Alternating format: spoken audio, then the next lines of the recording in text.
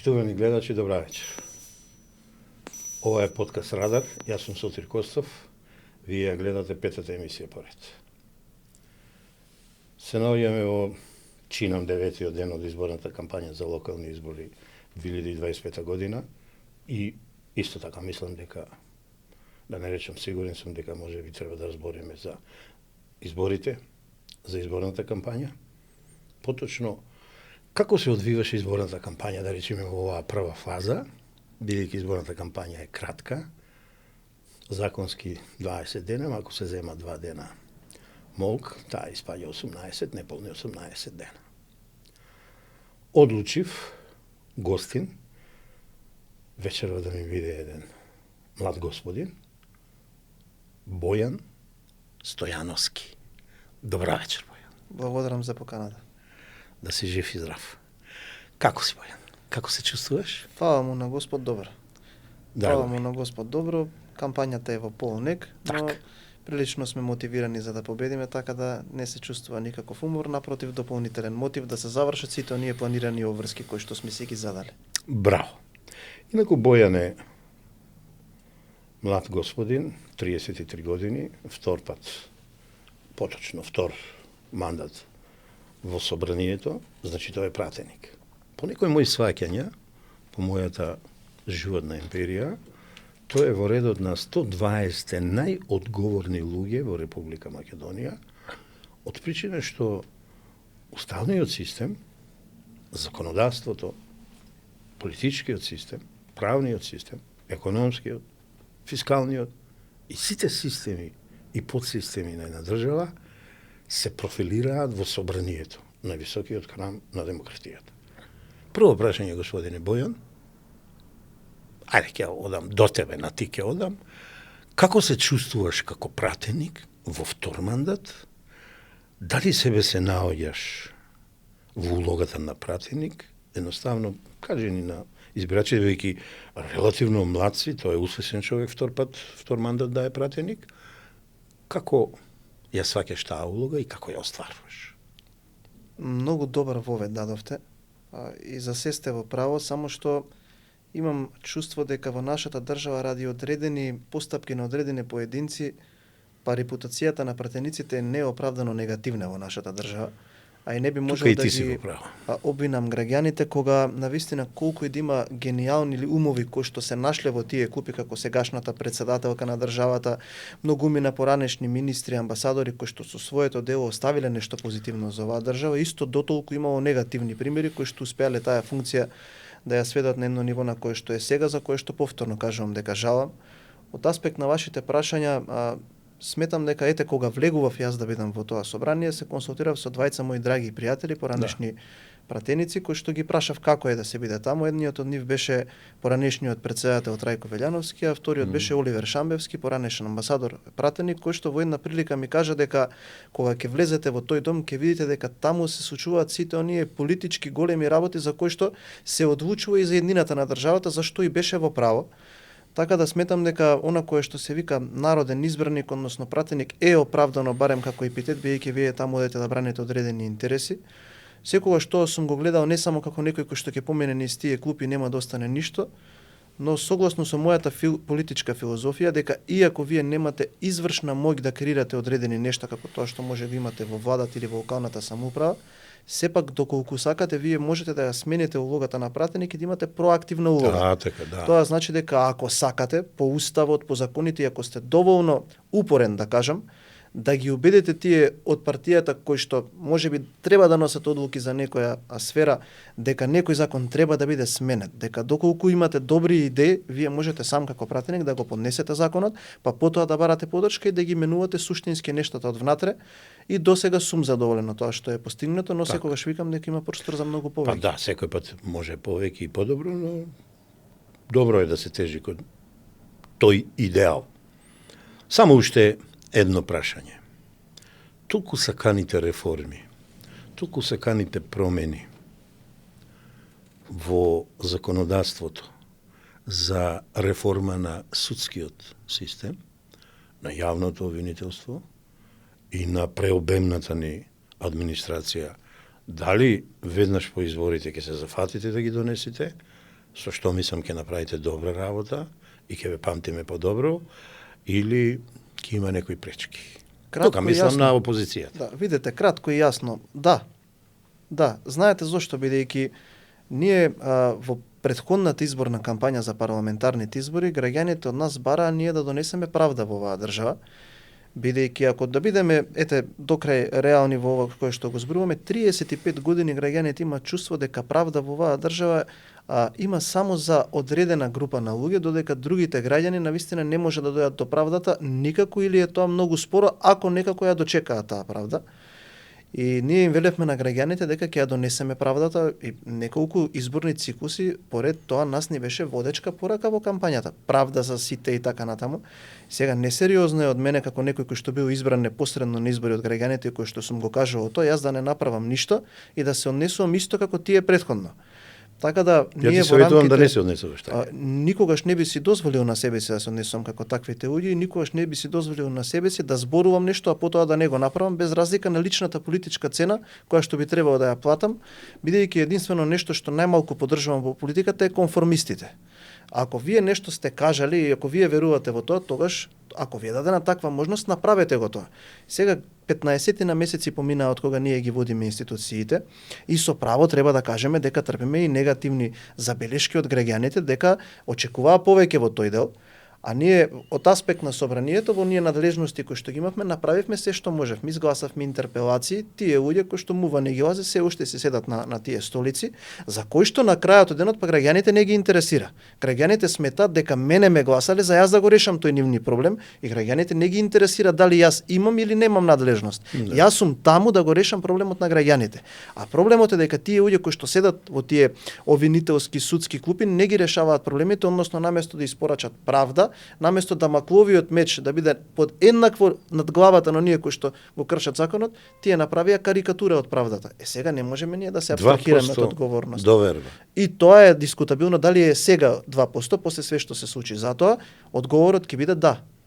Да, и ќе тоа ќе одиме до крај без разлика на политичката цена која што треба да ја платиме. Тука со улогата на пратеник и улогата на собранието, која за мене е најголема во нашава држава, во парламентарна демократија, би завршил. Како што реков, се наоѓаме во првата, тоест ја завршуваме првата фаза од изборната кампања. Да бидам искрен, кога ги следев медиумите, ве видов на неколку позиции, како на теренот работите, како учествувате на митинзи, на средби со граѓани, едноставно како си ја терате изборната кампања, и тоа беше одлучувачки да ве поканам и да ни бидете гост во Радар, да поразговараме за изборната кампања. Прво прашање, сте задоволни тоа како се одвива вашата изборна кампања и првична карактеристика на вашата изборна кампања од аспект на стил, вид и имидж? Што ќе ни кажете? Па видете, ете малку ќе се задржам на кампањата од каде што доаѓам во Ѓорче Петров, каде што сум директно вклучен. Сите мерења на јавното мислење укажуваа на тоа и уште укажуваат дека ВМРО-ДПМН ќе има убедлива победа на локалните избори.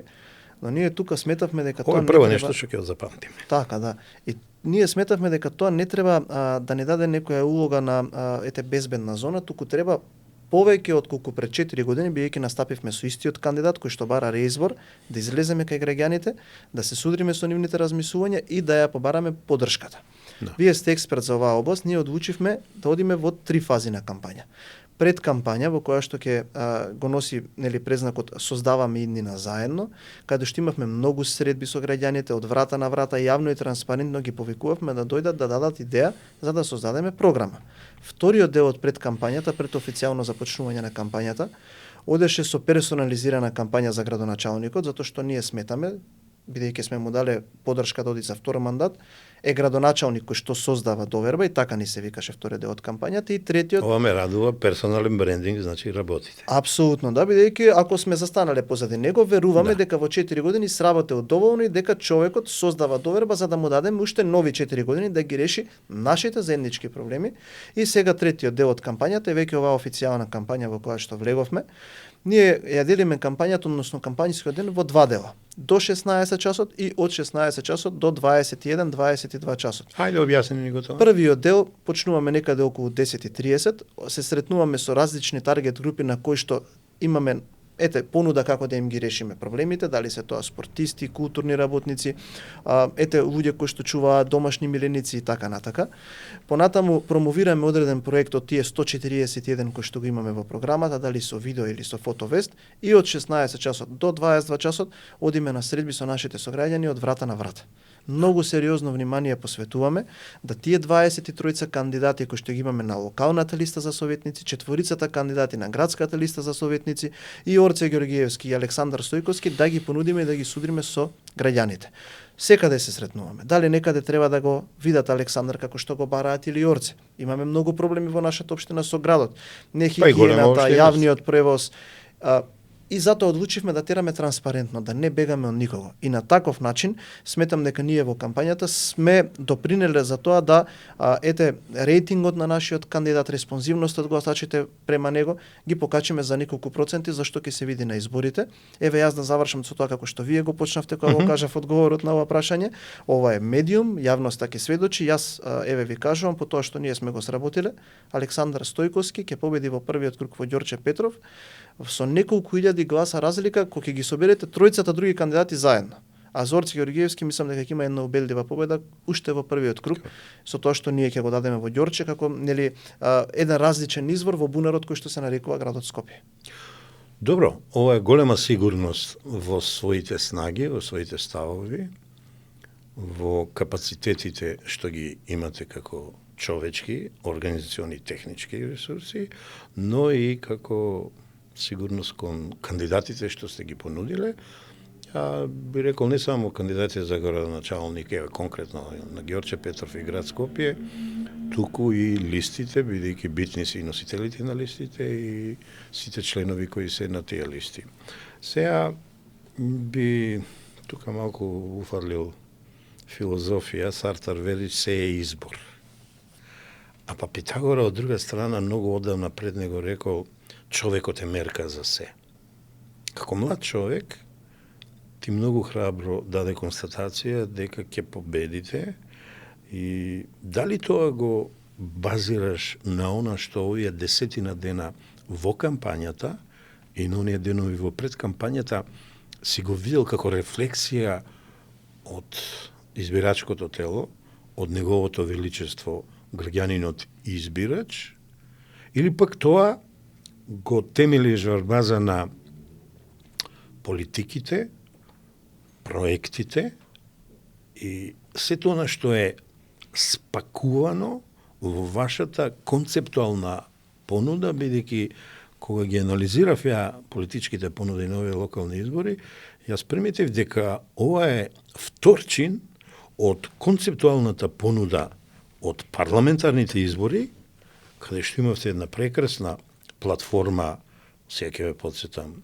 1198, на ниво на држава. Сега јас гледам дека тоа некако е распоредено во 60 општини плюс градот Скопје и одите најконкретно во секоја средина различни проекти за различен вид на општини, мали, средни, големи и за различни контексти.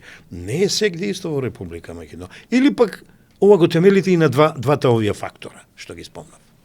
На двата фактори. Да. Во микс еден добро. Апсолутно. Моето чувство не се базира на, ајде да кажам, субјективизам, односно да навивам за тие кои што се од мојот тим. Туку тоа сум го стегнал во изминатите 4 години, бидејќи повторно, ќе кажам, вие сте многу постручен од мене за брендинг и за поставување одредено мислење за нешто во општеството кое што сакате да им го представите на граѓаните, но ќе си дозволам да го истолкувам тоа на мој начин. Мислам дека изминатите 4 години многу успешно како партија успеавме да ја ремоделираме функцијата градоначалник. И токму затоа отидовме сега со твој човек. Тоа не значи дека мојот човек е само мој, туку тоа значи човек кој што е на улица, во парковите, на кејовите, по игралиштата и кој што ги решава нашите проблеми.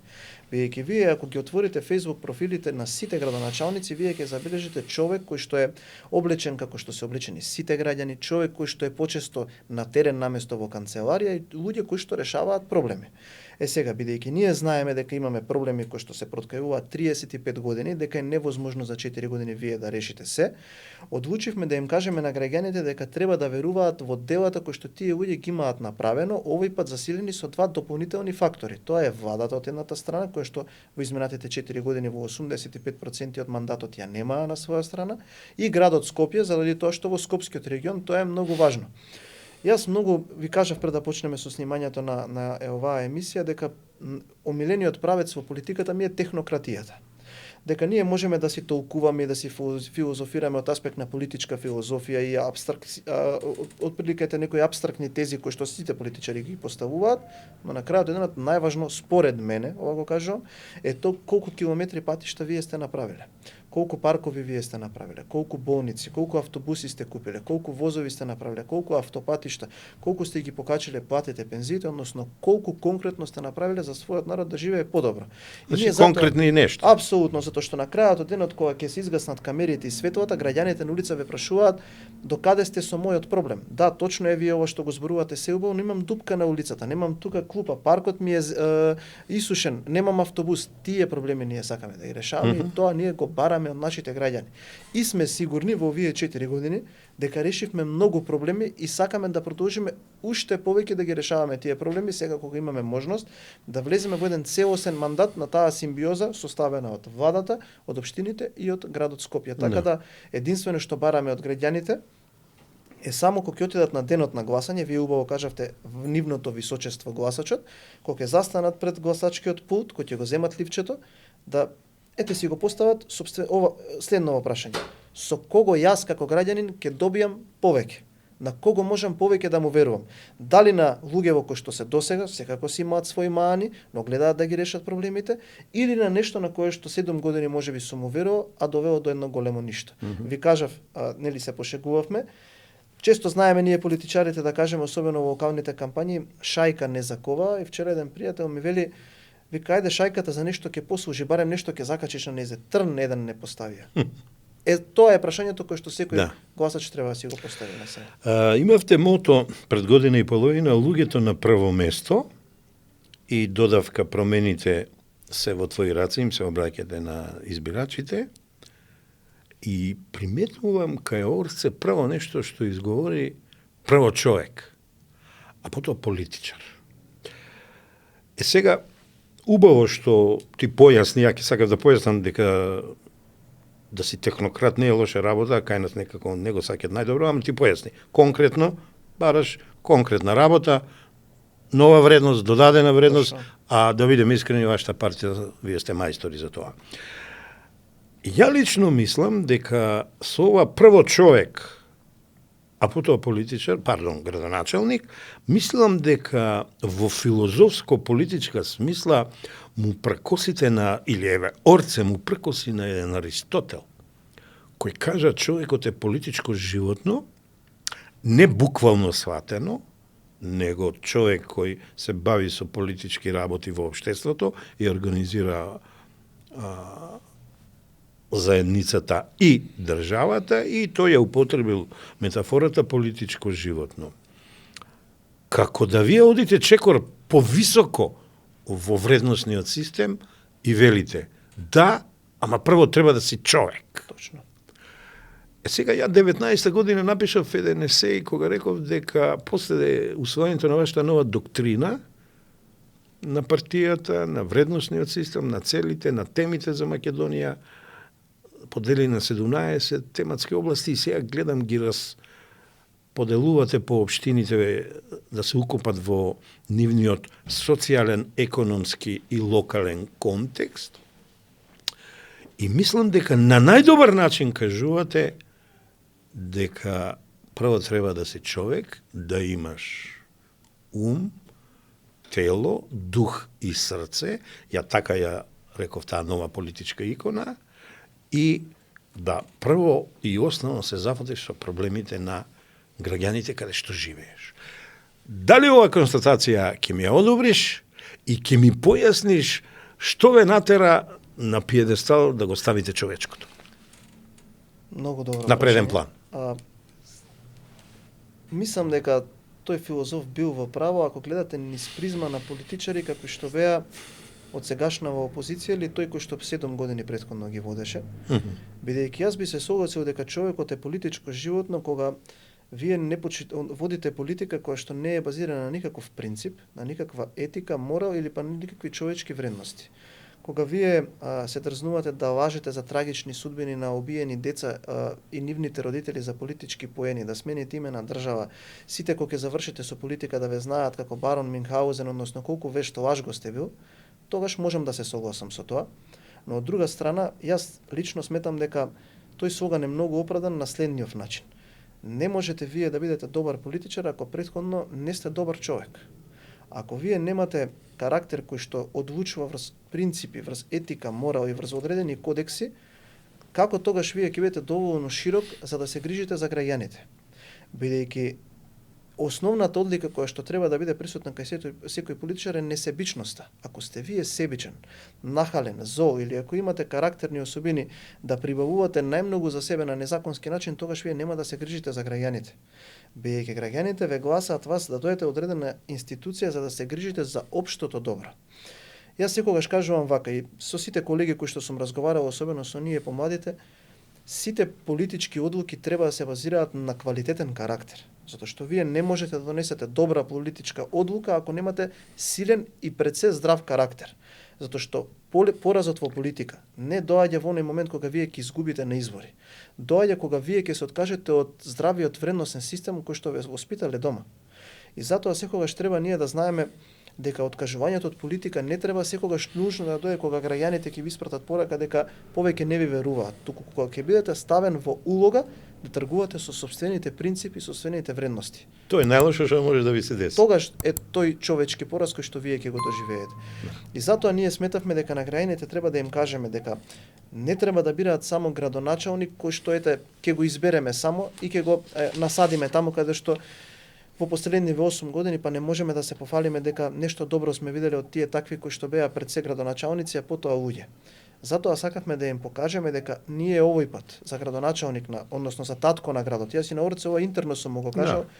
И секаде го зборувам тоа дека ние овој пат бираме татко на градот. А татко во ако го анализираме зборот во морфолошка смисла е некој кој што вие му се обраќате секогаш кога имате проблем, од кој што барате заштита, од кој што вие како млад кога растете, кој ќе се најдете на крстопатите во животот, најмногу му верувате и за добро и за лошо на вашиот татко. Ние таков човек сакаме да понудиме кај граѓаните, дека некој кој што е доволно широк за да ги прими сите проблеми, некој кој што е несебичен за да се откаже од времето со сопственото семејство, од сопствениот живот за да ги реши туѓите проблеми, затоа што може да одлучи со друго да се занимава во животот, и некој кој што сака да вложи од своето време за да им помогне на граѓаните, а потоа да биде тоа за кое што го гласаме градоначалник.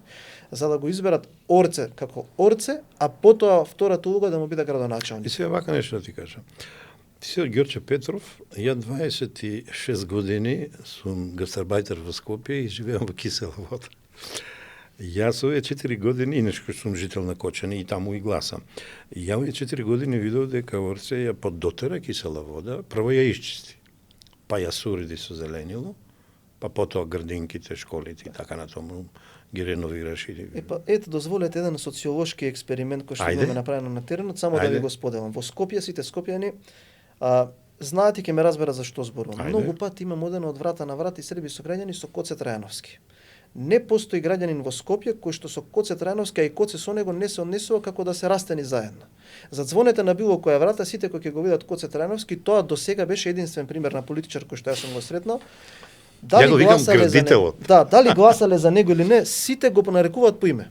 И тоа се развива еден пријатен диалог кој што сите сметаат дека може да му кажат се и дека Коце ќе им ги реши проблемите.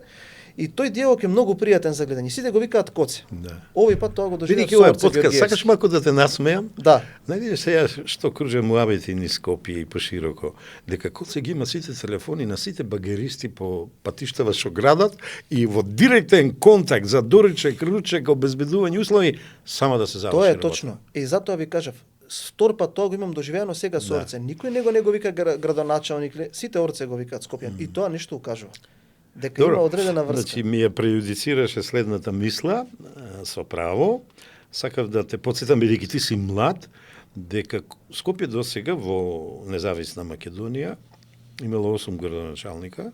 Првиот е Милан Талески, 91-93 година, вториот е Горан Николовски, 93-95, па Јове Кикеновски, 95-96, Ристо Пенов, 96-2005 преку ВМРО и ДА, а не и Демократска партија на Гошев, Трифун Костовски, а во вториот дел СДСМ и ЛДП, потоа е Трифун Костовски, 2005-2009, независен подржан од ВМРО, Коце Трајановски 2009-2017, Петри Шелегов 2017-2021 и Данела Ацовска 2021-2025. Зошто ја покажувам оваа хронологија? Ја не сум скопјанец, ама морам да ти кажам дека јас сум задоволен како изгледа Скопје во изграденост. Ако напаѓате архитектонски, мене Скопје ми се свиѓа. Од културен аспект ми се бендисува, има институции работат. И така натаму. Мене Скопје не ми се бендисува, не е чисто. Ама Скопје не е чисто поради нас. Ние сме луѓе кои немаме навики хигиенични и фрламе кај ќе ни текне и кога словенец или германец ќе дојде ќе ни рече имате гости многу додека работев сум носел низ Скопје и ми викаат имате прекрасен град, зошто ви е толку нечист? Ќе успее ли Орце и другите кандидати по општините што претпоставувам ќе победат, да го исчистат Скопје, тоа е по мене задача број 1, ти се мога. Па дозволете да не се согласам со вас. Ајде. Бидејќи јас не би ги обвинил граѓаните, туку би го обвинил она чувство кое што тие кои што претходните 8 години го управува Скопје сакаат да го наметнат за да се абстрахираат себе си од вина. Секаде имате вие кои имате жив град, што да ако за Скопје да го кажеме тоа што да кажеме за Њујорк, кој што важи за град кој што никогаш не спие. Замислете. Њујорк е бетер да ти кажам. Апсолутно, ама каква логистика е потребна за тој град да се исчисти и сега ние да отидеме да го анализираме Скопје. Скопје е таква заради тоа што во последните 8 години ние имаме нефункционална комунална хигиена. Затоа што тие што се таму и кои што треба да го менаџираат градот, повеќе се заинтересирани за лоповлук и за тендери наместо да организираат предпријатија кои што има над 150 функционални камиони. За ова прашање, бидејќи прашање број 1 во Ѓорче Петров, сите ни викаат дека е навистина прљаво, дека хигиената е на едно тотално незавидно ниво, ние сме зборувале со Орце и имаат сврст, па бака би кажал, одличен акционен план и ќе видите покрај тоа што го најавува дека за 72 часа ние ќе направиме масовна генералка, каде што при влезот во предпријатието акциониот план ќе почне да профункционира. Тоа е многу едноставно. Како? Прво, ќе ги вратите сите камиони кои што се сега таму на отпадите или на работилниците, затоа што никој не иде на работа и не работи во функција, а понатаму ќе направите систем за да отпадот се собира. Па ние во Скопје сведочиме дека во времето на Коце Трајановски немавме вакви проблеми, дека можевме да дојдеме во град на кој што секои 7 минути ќе поминува секоја линија на градскиот јавен превоз. Значи, имаме период некој на една, ете така да кажам, црна дупка која што сме заборавиле дека сите овие проблеми се само заради една работа, нефункционалност на институциите. Јас верувам дека кога тие институции ќе почнат да функционираат со 24 часовен ангажман од тие што ги водат, тој проблем ќе биде надминат. И ете нека ме демантираат граѓаните затоа што за 30 дена од сега ќе треба да го положиме првиот тест. Дали кантите ќе бидат празни и дали автобусите ќе доаѓаат навремено на автобуските. И ќе видите дека тоа ќе се случи. Вчера беше хаос. Знам. И по телевизиите видовме и во градот кога што видовме. И пази, се согласувам со твоето мислење, поинаку во една мера е од моето, ама пак се станува збор за луѓе. Така и тие се жители на Скопје, што не се извршуваат задачата. Така Ај вака сега, пред да поминеме мала карактеристика да даеме на другите кампањи, на другите субјекти, да видам како ти, како десничар ги анализираш нивните кампањи, јас низ призмата на оно што го рековте, луѓето на прво место, промените во твои раце, на парламентарни избори, и сега го конкретизирате. Твојот човек, твоето место, ти објасни дека твојот човек не е лично, приватно, него човекот што го избираш. Така е. Твоето место, општината и град Скопје, вистинскиот избор. Дали мислиш дека имате доволно капацитети, како кадрски, така организационно, така технички и севкупни, да обезбедите квалитетен животен стандард на граѓаните во општините, бидејќи тој е основното место од каде натаму се градат сите други параметри на економски, политички, правен и секаков еко план. Така е. Дали мислиш дека она што го нудите како градоначалници, носители на листи и членови за Совет на општините и град Скопје, ќе го обезбеди ова, кој ви е како прво ветување што сте го дали, имајќи во предвид дека вие ветувањата во најголема мера ги исполнувате, а напати остварувате и исполнувате нешто и што не сте ветили. Така е. Ама мене ми е многу битно за животниот стандард, бидејќи тој се гради од доздола. Тој се гради во мојот дом, мојата улица, квартот, општината, селото, градот Скопје. Видете, знаете како? Не можете вие да размислувате за некои пајте подцентрални или поопшти прашања кога ако излегувате од вашиот дом, газите во као или имате средина која што е несредена. Така да мислам дека многу важен контекстот, квалитетот на животот на секоја единка е локалната средина каде што живее. И ако видите, добро сте го приметиле ова, ние тоа уште повеќе го спуштаме, велиме твојата улица. Да. Твоето мало, твојата клупа, секој оној мини свет или мини орбита во која што ние функционираме, дека треба да ја промениме, а за тоа да се промени треба да избереш човек кој што знаеш дека има капацитет тоа да го промени. Ајде да отидеме сега на прашањето кој што вие го поставивте, за кој што јас сум економист, економијата ми е пасија, хоби. Во најголем дел од кога ќе имаме средби со стопанственици, тие го кажуваат и го прашуваат истото што и вие го кажавте. Дали имаме капацитет човечки се тоа да го направиме? Но јас верувам во една друга работа. Не е прв пат во историјата на светот и тоа многу пати се случило да некој кој што е екстремно талентиран направи послаби резултати од тој кој што е екстремно мотивиран. И вие кога имате послаби капацитети од аспект на човечки фактор кој што треба да биде вклучен за да ги промени нештата, тогаш можете да направите само една работа. Немојте да си одите дома во 16 часот. Не можете да работите 8 часа ако сте градоначалник. Вие сте градоначалник 24 часа, како што јас сум пратеник 24 часа. Како што е некој министер или премиер претседател на држава 24 часа.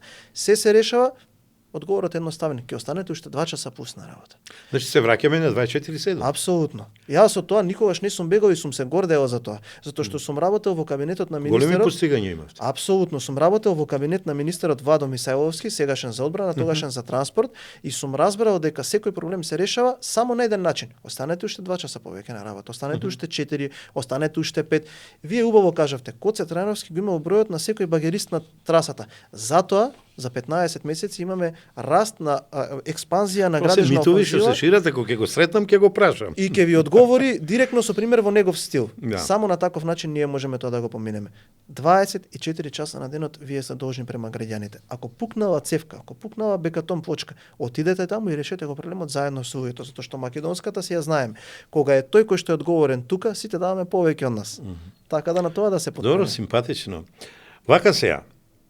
Сите зборуваме за корупција, ама забораваме и велиме институционална и ги напаѓаме институциите, ама корупцијата се прави од оздола.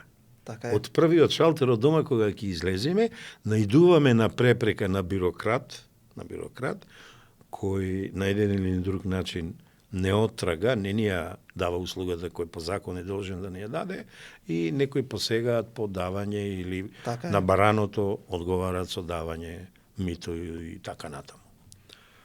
Бидејќи вие после изборите се очекува според предвидувањата да завладеете, да управувате со најголем број од општините, дали нудите доволна гаранција дека битката против корупцијата ќе ја зголемите преку вашите градоначалници, преку советите во кои ќе имате мнозинство и преку сите членови на совети, да таа корупција се столчи од доздола.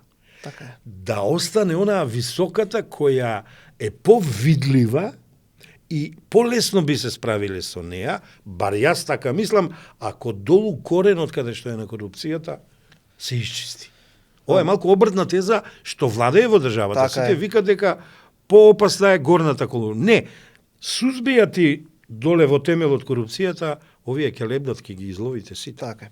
Епа, ако направите добра анализа на сите оние анкети кои што сега се присутни во медиумите, помеѓу топ 5 проблеми во сите општини во државата е локалната корупција. Затоа и прашува. Апсолутно. Е сега Ќе ме тоа разбереш. можеби да биде мнението на граѓанинот дека не му е завршена работа, дека не може документ за легализација со месеци па и години да добие.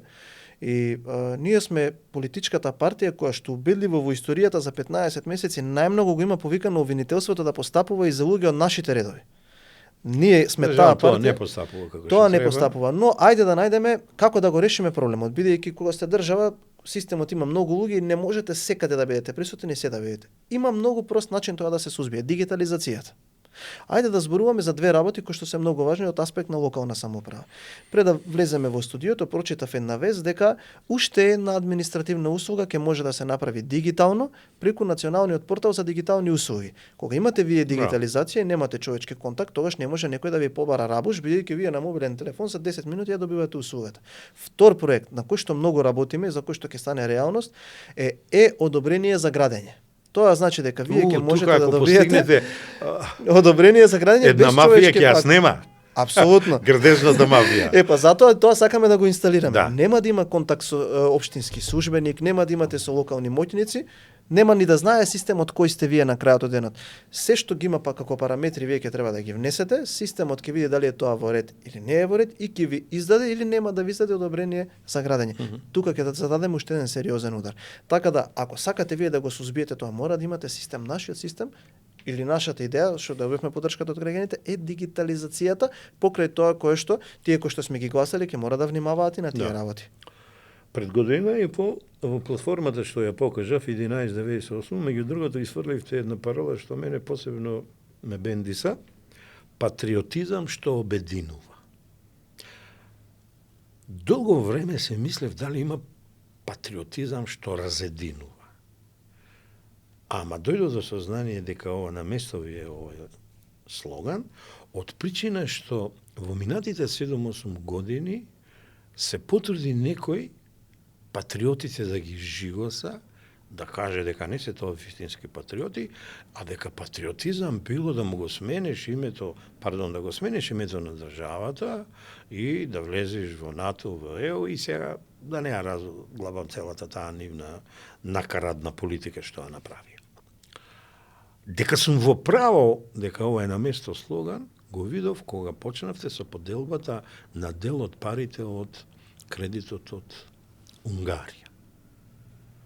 На сите општини им ветивте, на сите општини им исполнивте. Имаше мало недоразбирање со град Скопје и Струмица, самите беа винови. Така Во е. втората транша исправија.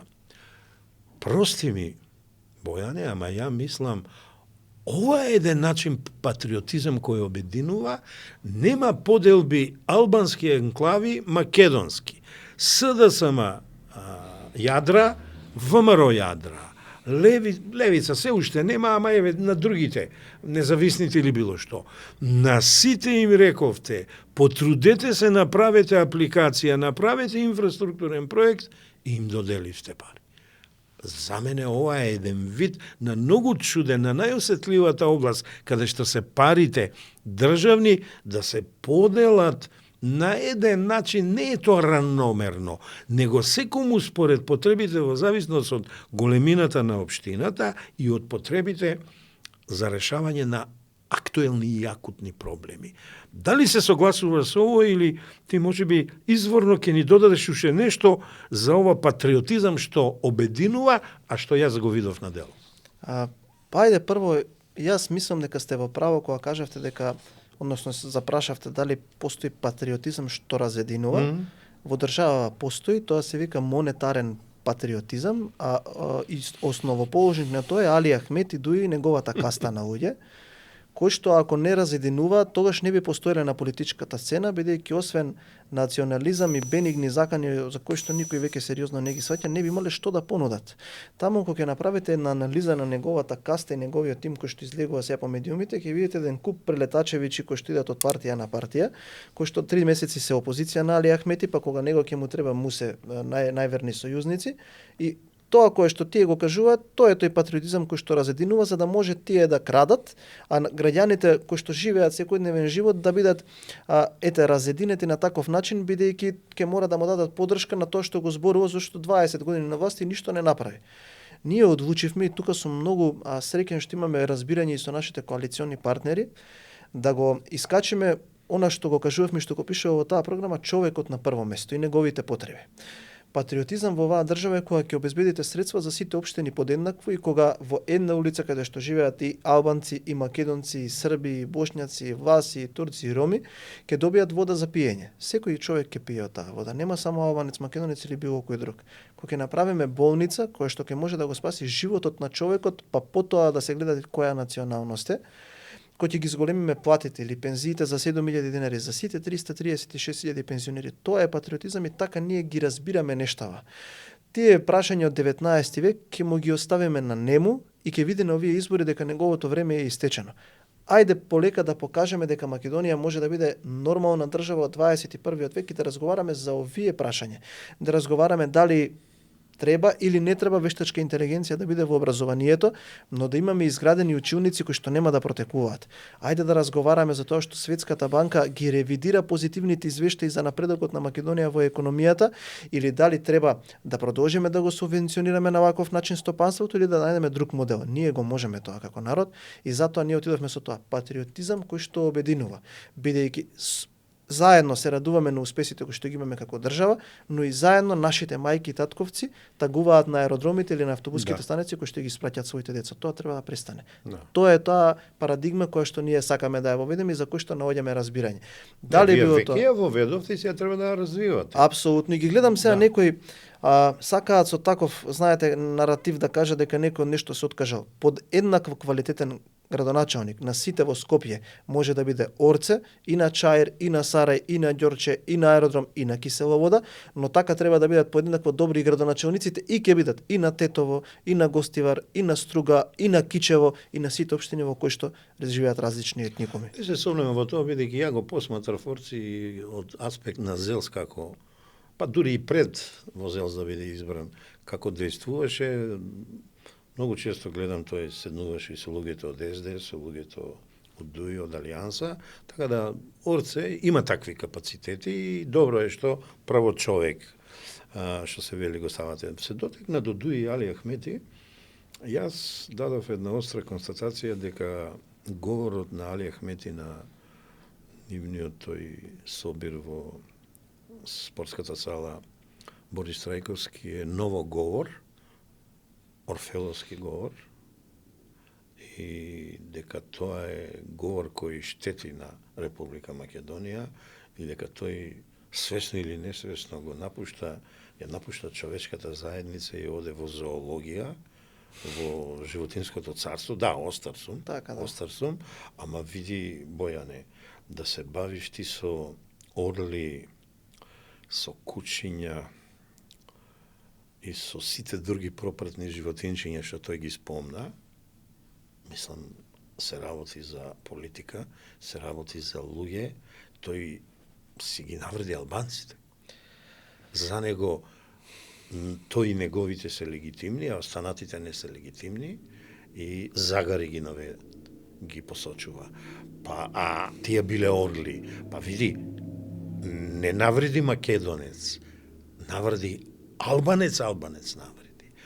Како млад човек, како го примаш ти овој, за мене, говор на големиот брат од книгите на Џорџ Орвел и така натаму, оваа живинарска фарма, има една драмска сум ја читал, и книга и така натаму. Па знаете како јас ово го толкувам како еден гест на еден многу исплашен човек. Тој е многу исплашен човек, бидејќи за прв пат некој по 20 години негово битисување на политиката и уште 20-тина кој што ги потроши од својот живот по такви некои си темни ходници со чудни служби кои што и не знам колку позитивно би донело кај неговите гласачи, доколку тоа реално би се би добило олицетворение за неговото делување. Некој конечно покажа храброст во оваа држава да чупне на неговата врата, да поставува прашање, да му покаже дека не се плаши на неговите закани и дека конечно некој од тие луѓе може да биде повикан на одговорност и отворено да им каже дека без разлика дали доаѓаат од ДУИ, колку да се блиски до него, ако го прекршиле законот за уши, ќе ги влечеме од дома и ќе ги носиме во обвинителството и судството. И тој тоа мора да го разбере и има добро разберено. Но ете, заложник е на одредена каста на луѓе, на богаташи кои што тој ги направи, а влегоа како голтари во политиката, па мора и тој нешто да понуди во тоа кое што го зборува. По она кое што го видов како реакциите од другите албански партии, никој не го смета за сериозен. Никакво влијание повеќе нема и никаков импакт и ова само го зборува колку ја така би го кажал да ги мотивира тие кои што се уште го следат, а кои што во првите редови можете да ги видите со во наводници импресивни сивиња, одделење на боксови во МНАВ, до луѓе кои што фрлаа со филџани во собрание, насилници, неколкумина кои што се заведени од тоа негово такво нели они изградија тотем од него како некоја личност која што е особено значајна за наша среќа, а за негова жал тој ќе се пензионира од политиката како еден обичен криминалец, бидејќи имаше шанса да смени многу нешта во оваа држава, а не смени ништо, туку напротив, најмногу лошо направи за тие кои што најмногу се повикува за албанците во оваа држава, бидејќи не е потребно мене некој албанец да ми верува во него, зборувам затоа што ми е драго, туку затоа што навистина ми е криво. Ете еден експеримент нека направат.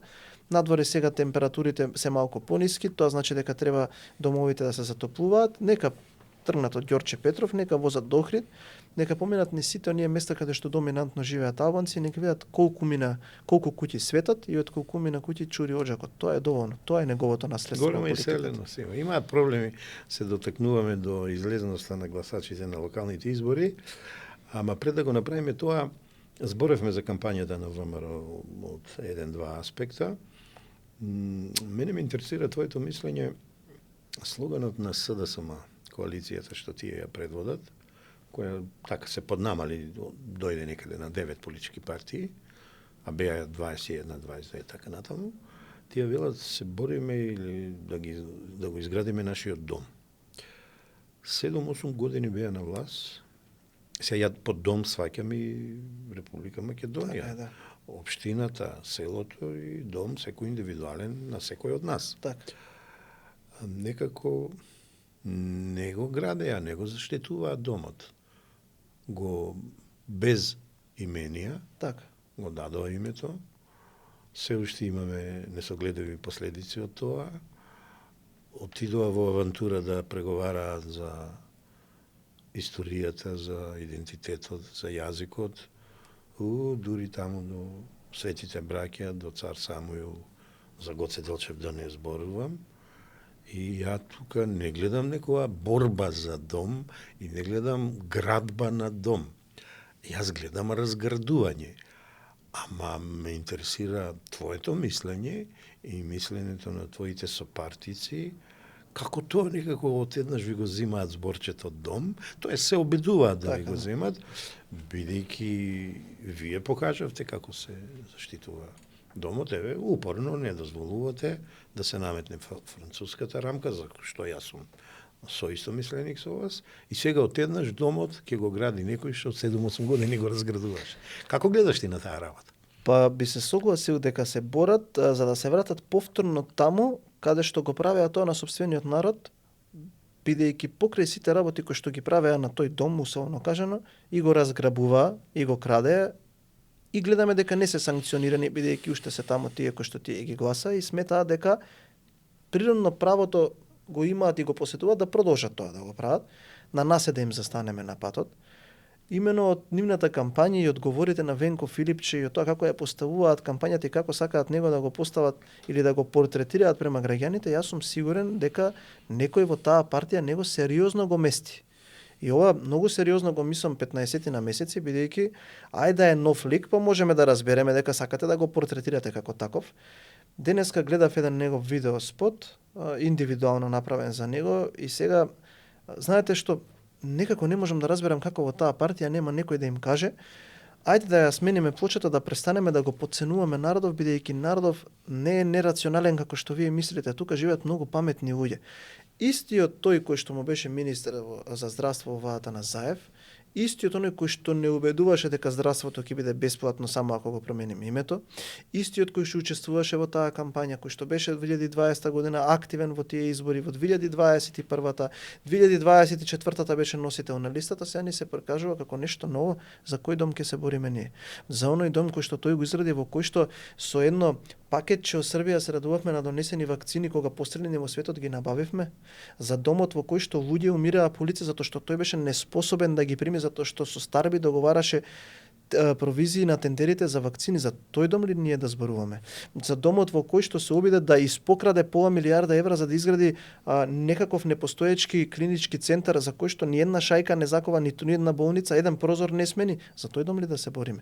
Така да ова негово именување од страна на големиот брат кој што вие го кажавте од југот на Македонија, за кој што гледаме сега многу отворени прашања во јавноста, па до таа мера се најде повикан да се врати повторно во политиката, ќе заврши несобно, но тој од таа позиција како што видовме во неговата цела политичка кариера, најверојатно се наоѓа за нешто да заработи, што е жалосно бидејќи има некоја професија која што е хумана.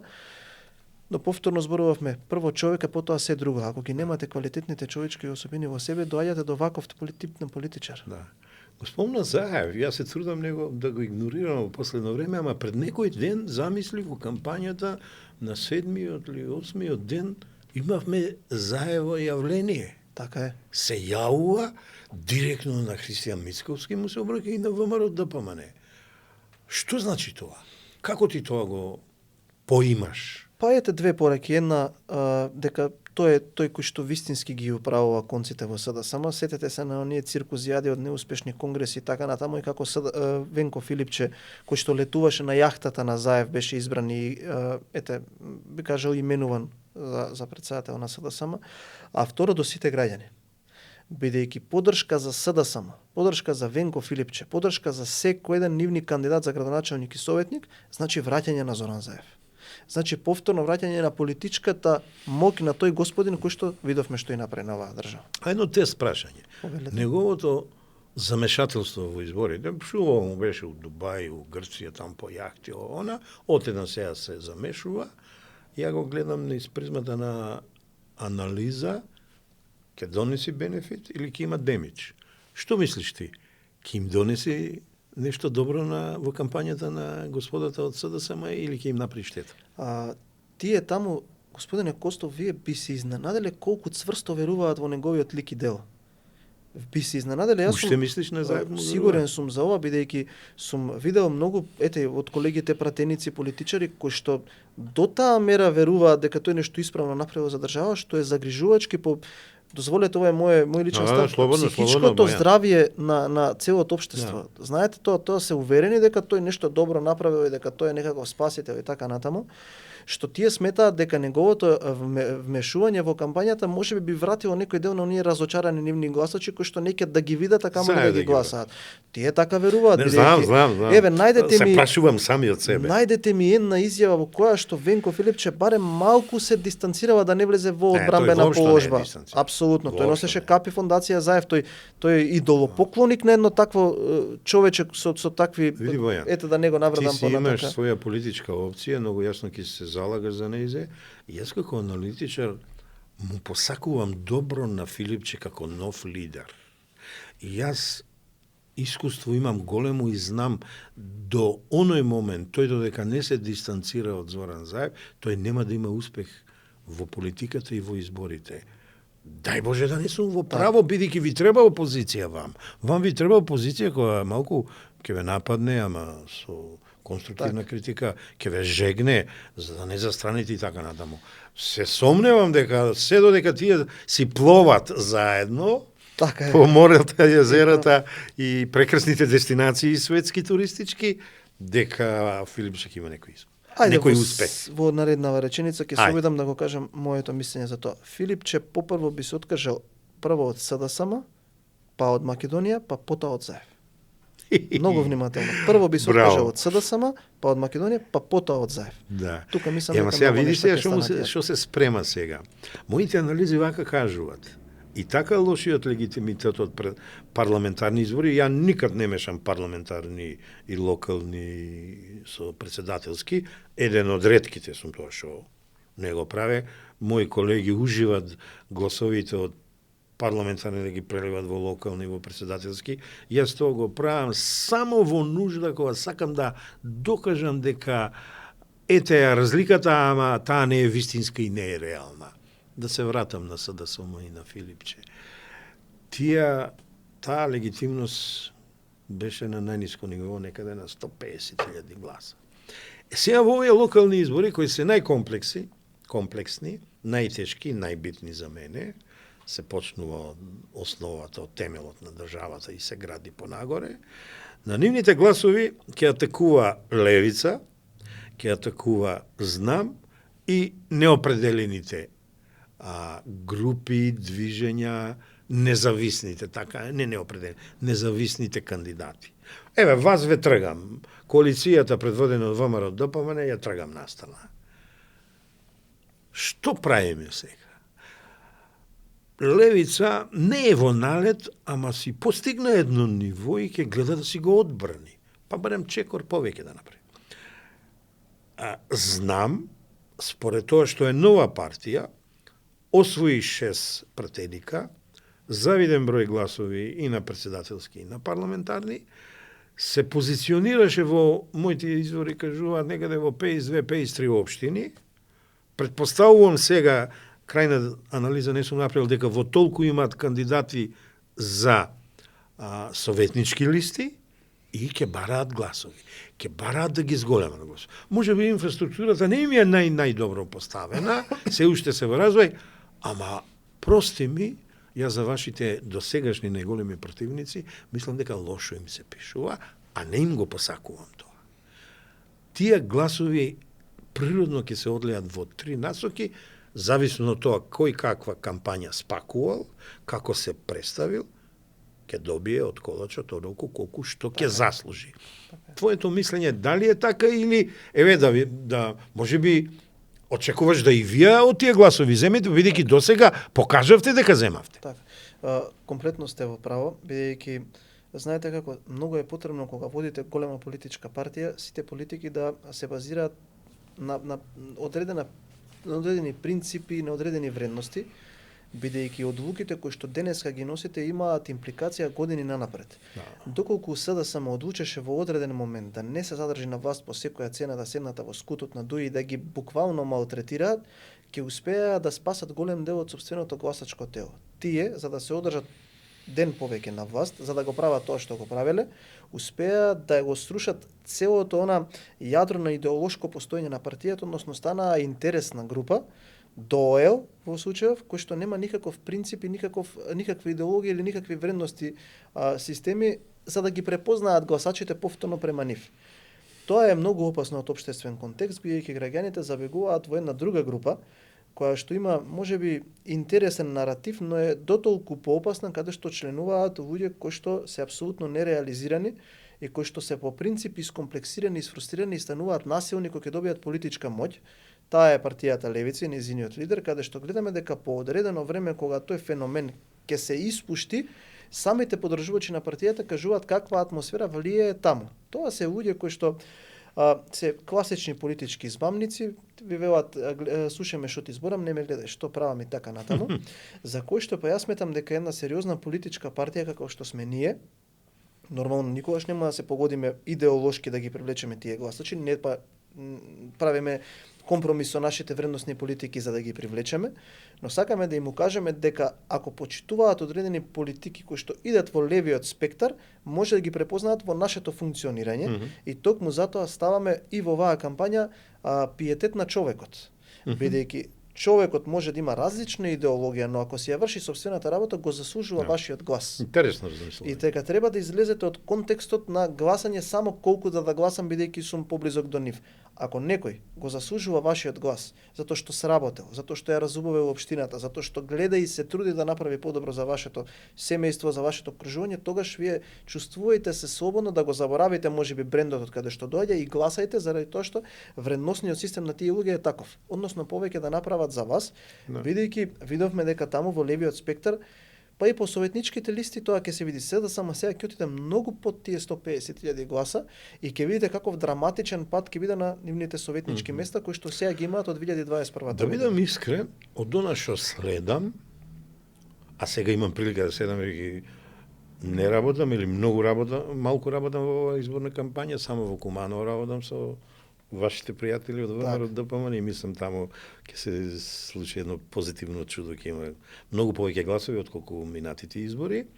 Ја приметувам вака, во изборна кампања се оди, ќе почнем од најцрното, со пропаганда, со public relation, тоа се односи со јавноста или PR, како што популарно се вели, со политички маркетинг, со социјален маркетинг и со партиско, политичко и персонално брендирање. И добро, и позитивен публицитет, тој поиме непознат на македонската јавност, ја го работам веќе неколку години, еве ќе го оставам него за во друга прилика тематска како ќе работиме.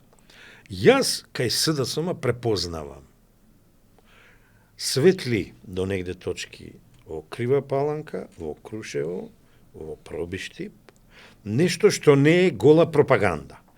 И тука очекувам дека ќе има борба, дека нешто ќе постигнат. Верувај ми, останатото го ставам во црна пропаганда, нон-стоп се напаѓа ВМРО ДПМН и Христијан Мицковски. Не знам зошто Христијан е мета за отстрел. Сега се локални избори. Треба да почекат парламентарни избори, па отровни стрели да фрлаат кон него. Мислам дека ја промашуваат. И во колумната, во Курир напишав дека не само метата, не центарот на мета, него и темата и целта ја промашуваат. И дека апсолутно немат ниту политички маркетинг за брендирање, да не зборуваме, и едноставно, па и не сум радосен за тоа, ми е криво, бидејќи сепак тоа е македонска политичка партија. Без разлика што вие се надпреварувате едни со друг, за мене не сте непријатели, него сте противници. Дали се согласуваш ти со ова или имаш некое поинакво мислење? Се согласувам, и тоа што е интересно, сите овие примери кои што вие ги наведовте имаат најмало заеднички содржател што се дистанцирани од раководството. И приметете, па и тој синдром им се случува. Апсолутно, и приметете. Го нема членството, гледам во контактите со граѓаните. Па и тие неколкумина кои што вие ги набројавте имаат посебен брендинг во кој што се дистанцираат од СДСМ. Тоа е многу интересно. Тоа е една работа. Да. А втора работа, многу добро сте го сецирали хируршки прецизно ова. Еве, поминаа некои 2-13 денови од кампањата.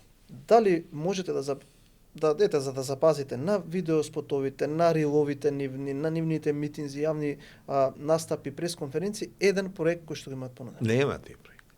За тоа зборувам. Нема проекти. Се е црна кампања, пропаганда, лаги, конструкции, подценување. Јас сум реален човек, не ми замерај.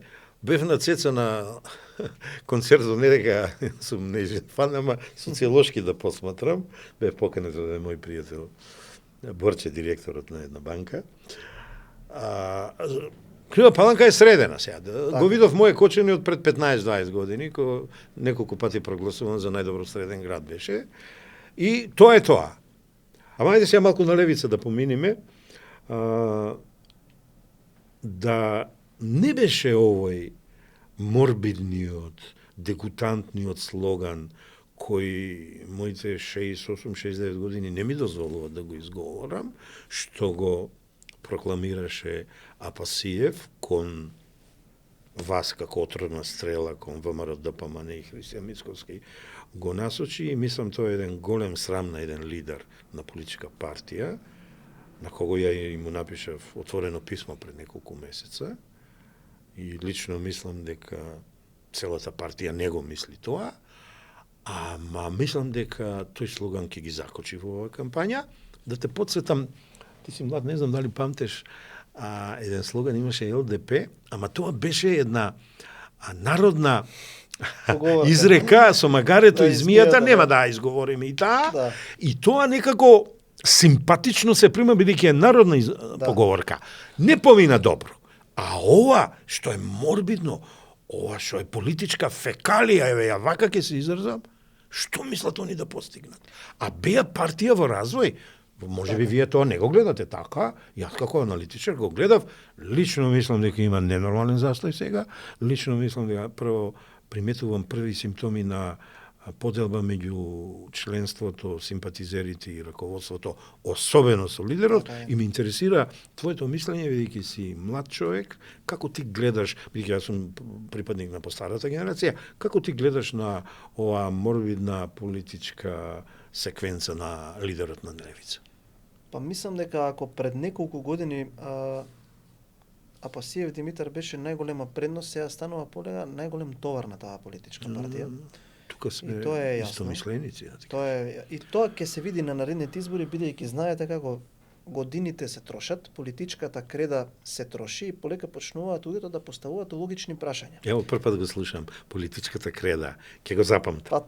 Тоа е убава метафора, убава метафора. И да знаете дека е така, бидејќи вие ако на една табла пишувате со години еден низ текст, а тие кои што ве следат гледаат дека вие наместо да правите експанзија, правите стагнација, тоа значи дека нешто не е во ред. Сега, ако ВМРО ДПМН е толку негативно колку што тој го представува, зошто ВМРО ДПМН континуирано бележи зголемени и подобрени резултати, а тој континуирано бележи стагнација?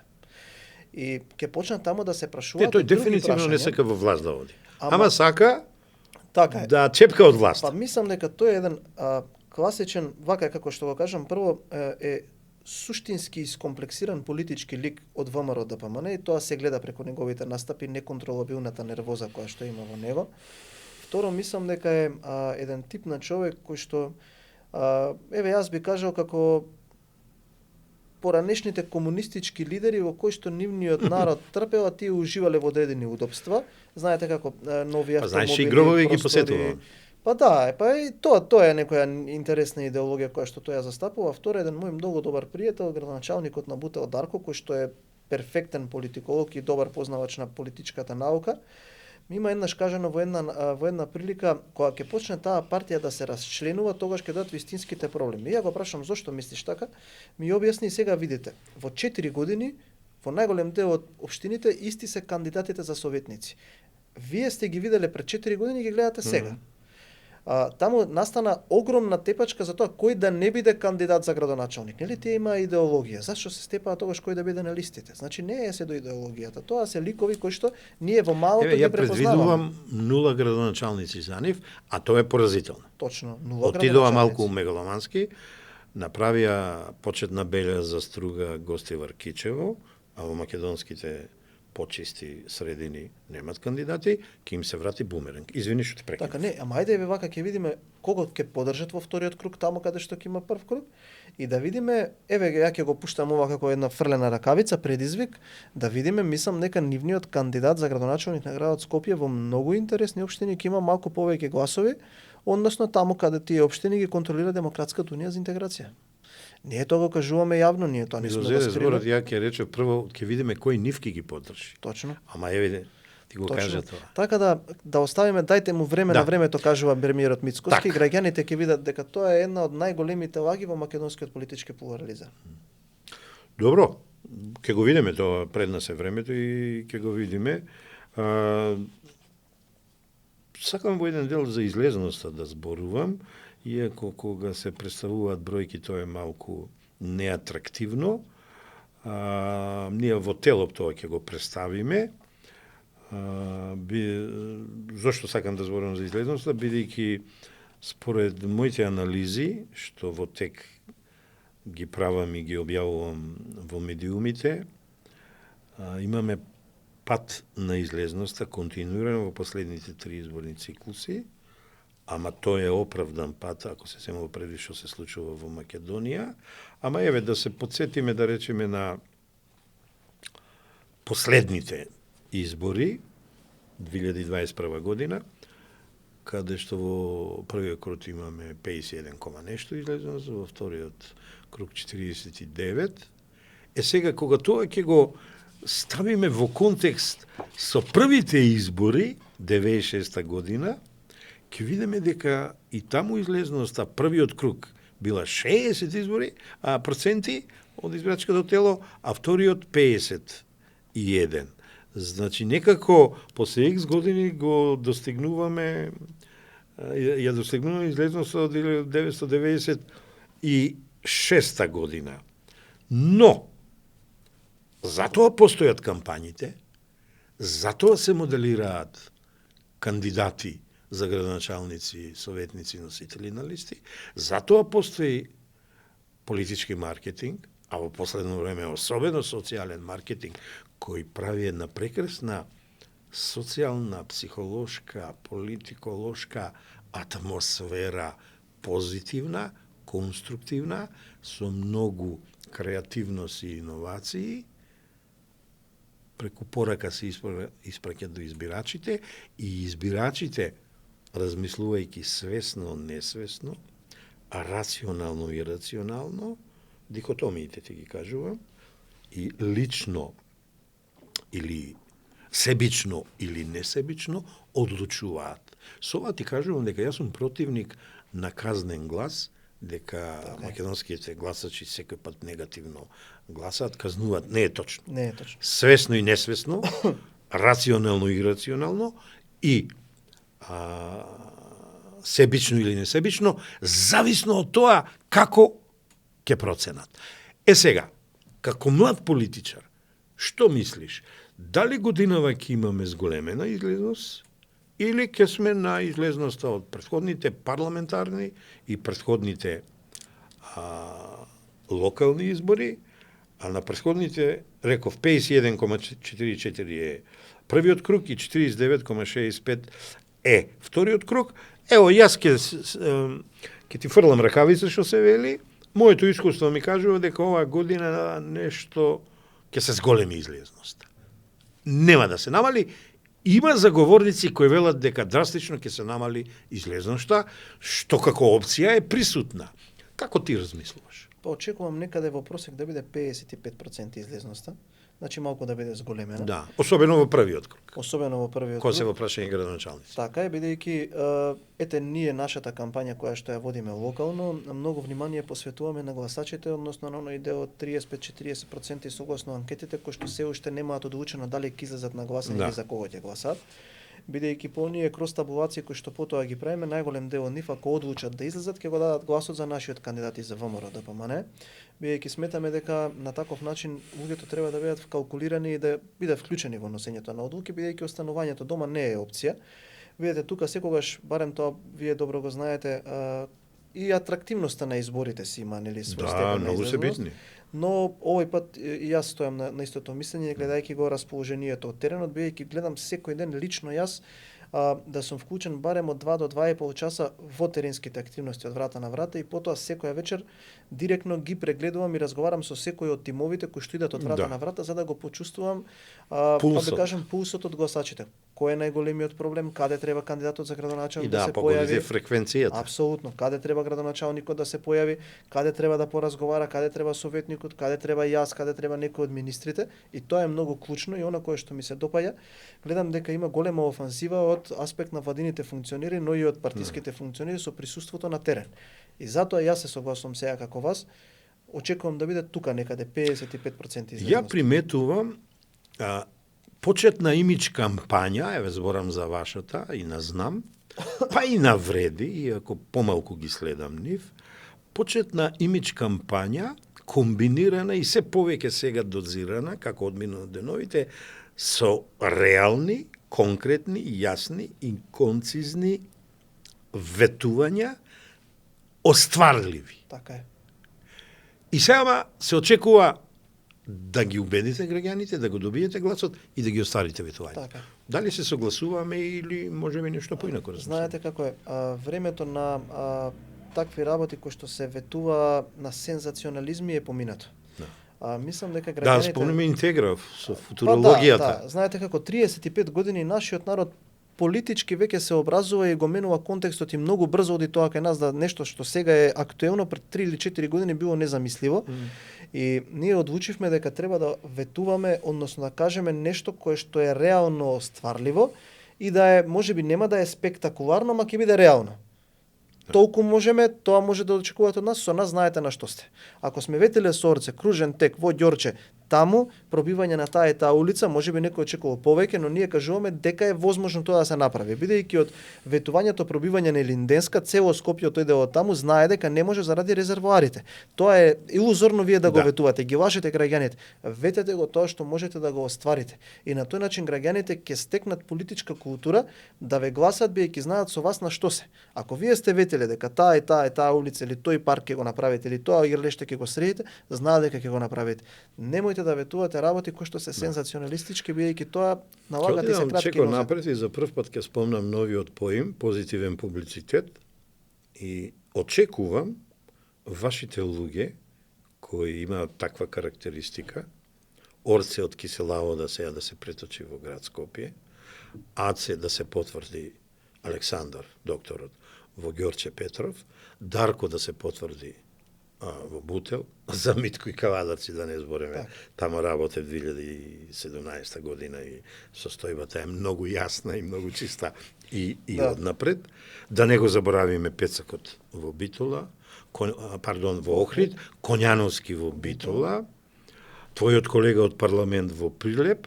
Тоа се луѓе што ги знам, со кои сум во најголем број од нив соработувал и тврдам дека имаат позитивен публицитет.